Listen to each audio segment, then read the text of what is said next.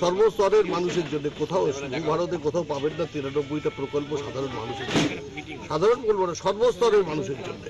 উত্তর কলকাতার 5 নম্বর ওয়ার্ডে রাজ্য সরকারের জনমুখী প্রকল্পগুলির সাফল্যের খতিয়ান তুলে ধরতে এক অভিনব কর্মসূচি পালিত হলো। এদিন স্থানীয় বাসিন্দাদের উপস্থিতিতে প্রজেক্টরের মাধ্যমে লক্ষ্মী এলো ঘরে চলচ্চিত্রটি প্রদর্শন করা হয়।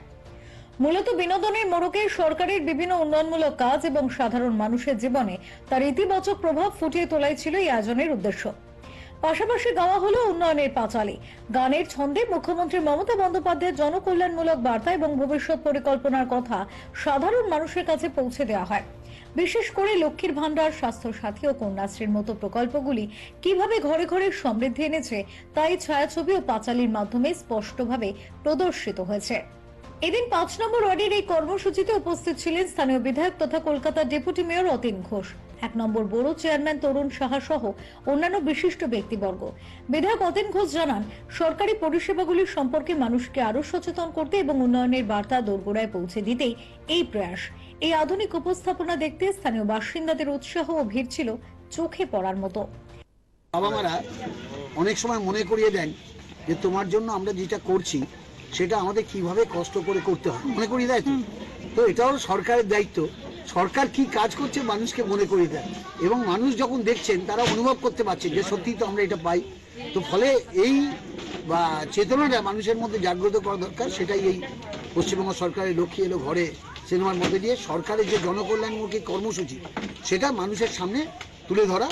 শহরের মানুষ তারা যেটুকু পাচ্ছেন তারা সেটুকু অনুভব করেন, কিন্তু গ্রামের মানুষের ক্ষেত্রটা অনেক বৃহত্তর, তারা অনেকগুলো সুবিধা পাচ্ছেন, সেটাও শহরের মানুষের জানা দরকার।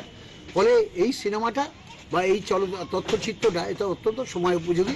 এটা মানুষের কাছে অন্তত একটা সুবার্তা পৌঁছে দেবে যে আমরা এই পশ্চিমবাংলায় কতটা আমরা নিজেদের পায়ে দাঁড়িয়ে স্বাবলম্বী। নানা প্রতিকূলতা, কেন্দ্রীয় সরকারের অসহযোগিতা, আমাদের গ্রাম সারা 100 দিনের কর্মীদের টাকা আটকে দেওয়া, অন্যান্য উন্নয়ন প্রকল্পের টাকা আটকে দেওয়া, সব কিছু পরেও মাননীয় মুখ্যমন্ত্রী তিনি নিজের সরকারের রোজগার বাড়িয়ে মানুষের কাছ থেকে যে ট্যাক্স নিচ্ছেন, প্রত্যেকটা মানুষই তো ডাইরেক্ট ইনডাইরেক্ট ট্যাক্স দিচ্ছেন। বাজার থেকে আপনারা মা বোনেরা পরিবার যা কিনছেন তার উপর তো একটা ট্যাক্স আছে, জিএসটি।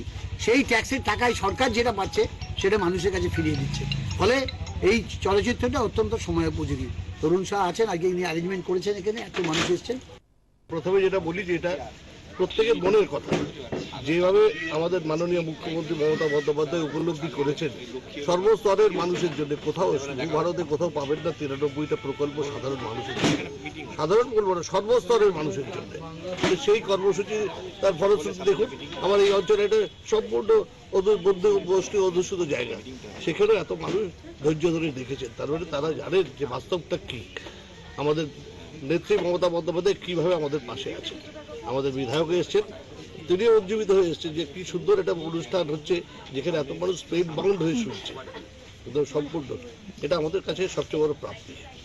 ফিউরো report, channel 10।